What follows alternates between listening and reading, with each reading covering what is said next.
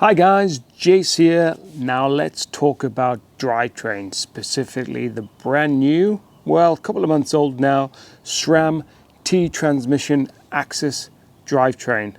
Now this version I've got here is the XXSL version with the power meter, so pretty top of the range.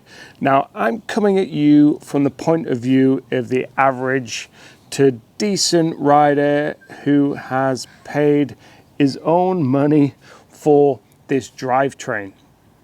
Now, I haven't been jumping up and down on it. Hello, cat.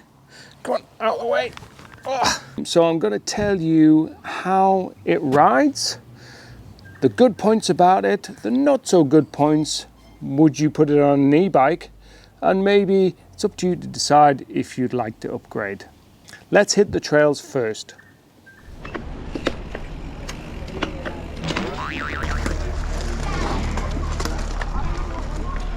Okay, this is me changing down on the axis, group set. I know.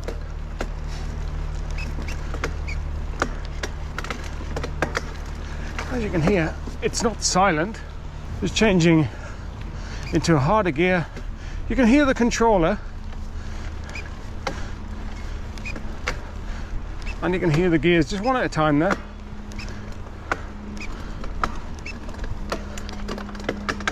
A little bit of an uphill now. The controller doesn't make a noise when I move to the easy gear. I'll do that now.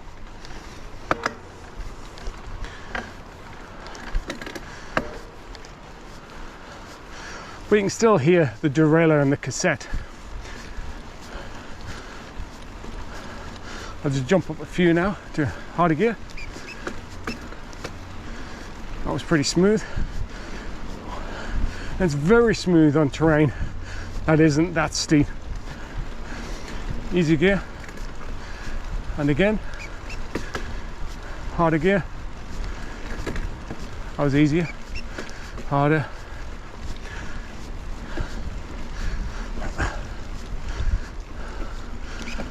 Push into a harder gear now, hard as I can. You can see it doesn't change very quickly. It's very slow in changing compared to the old Eagle Axis drivetrain. So I'll change into power now.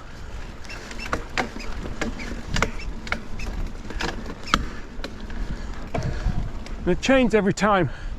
You can hear it, and again.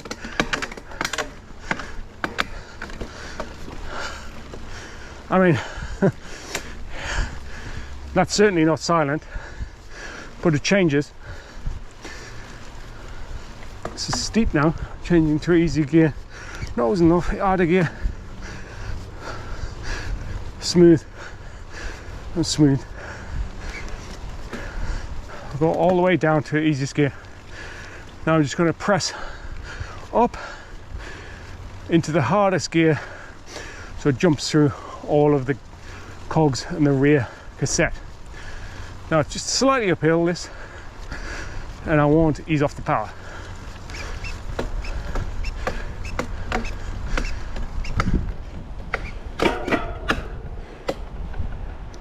There you have it. Go the other way now.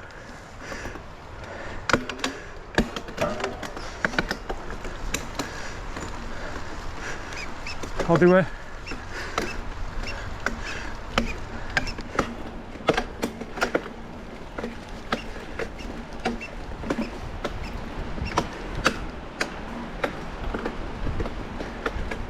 Oh. So you can probably hear for yourself that it's noisy, it changes. That's what it's like on the trails. Now let's have a look at what I liked about it. I have ridden it for about 6 to 8 weeks, few hundred kilometers or more, and I've done a 45-kilometer race on it. Now it does change under load, albeit with a bit of a clunk, as you may have heard. So I do like that aspect about it, and it's probably better than any other drivetrain for that out there. The power meter down here is awesome. I love it being on the crankset. It hasn't given me any problems, and it feels as though it is subjective, but it feels as though it's giving me the right power data every time. Unlike the stages I had before, I wasn't too sure if it was accurate. I think the second version of it after I got it replaced was, but this one definitely seems to be more robust on that chain ring and as if not better accuracy. And being a cork, I think it will work every time, so I'm very happy with that. Now let's talk about the robustness of it. Now clearly it is early days and I have paid for this myself, so I am not jumping up and down on this rear derailleur. I have had some kind of issues with the Axis derailleurs in the past. I've gone through two in about 3 or 4 years. The first one I hit a ledge, the second one, which is why I bought this one, and the electronics just failed on it. I do like the fact that I don't have to carry a spare hanger around with me anymore and that it is attached to the frame. It does feel pretty robust and the clutch is also quite good. I do like how the battery is tucked away a little bit into the derailleur and that all of it is not hanging down as much as it used to do. Another plus is that all of the parts are replaceable, so you don't have to replace the whole thing in one go. I do like the fact that the gears are more evenly spaced between the drivetrains. Now the old one used to have a jump of 10 teeth between the last two chain rings. Now this one goes up 32, 38, 44 and 52, whereas the old ones are spread 32, 36, 42 and 52. Now this doesn't sound much, but I've noticed it when going uphill, when you feel as though you're in between gears. I'm not afraid now to shift down a gear, whereas before I would have stayed in my granny ring going up the old stuff. Once it flattens out a tiny bit, I'll change it down to that 44 instead of jumping down to that 42. So I do like it and I feel as though I climb better for it. Now I do like the aesthetics of this. It's pretty pleasing. It's very subjective, I know, but I like the look of it. Is it worth changing because of the look? No, by any means it isn't, but I do like the way it looks. You may do too. Now the shifter, which is individual preference, I think is better. It's half the weight of the old one and it is more intuitive. It's more adjustable. And also if you don't like it, it's compatible with the older shifters. So there are a few things I like. Actually writing them down beforehand, I realized there is a lot to like about it, more than I even thought, and there are a few other things that people will point out as well. But let's go on to what I think could be better.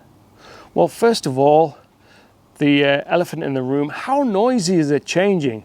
When I was on the trails, it was clunking. Now, some might find that a positive thing. You can feel it change and it's a positive affirmation that you have changed, but it is a bit of a clunk, louder than any other drivetrain that I've had before.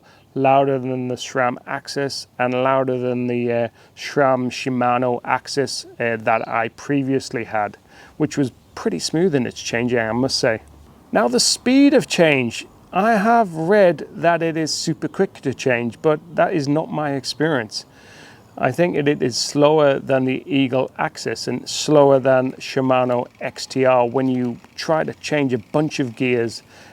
When you go around a corner and there is an incline, very quickly you want to change a few gears at once. It does take its time.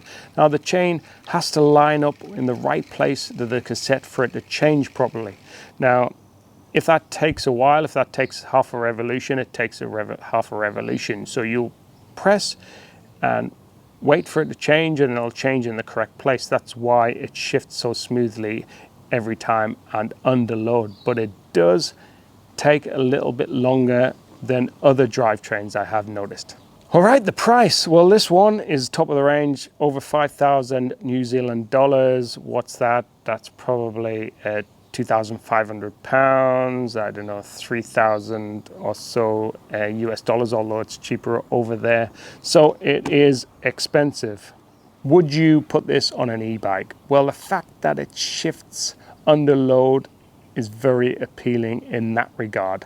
So yes, jump to it, but hold on a minute. It is very expensive. And also, if you do not maintain it or check the chain all of the time, you could end up with a big bill because the chain is over 300 New Zealand dollars to replace or around that, and the cassette is very expensive. So if you don't keep checking the chain with a chain checker almost every other ride and being meticulous in maintaining it, then you could end up with a big bill. So if you've got plenty of money and if you maintain your bikes really well, then sure, why not put it on an e-bike? So shall you upgrade? Well, it's up to you. If you've got plenty of money to burn, or if you've just got a bit of savings, or if you like the shiny new thing like I do, then why not?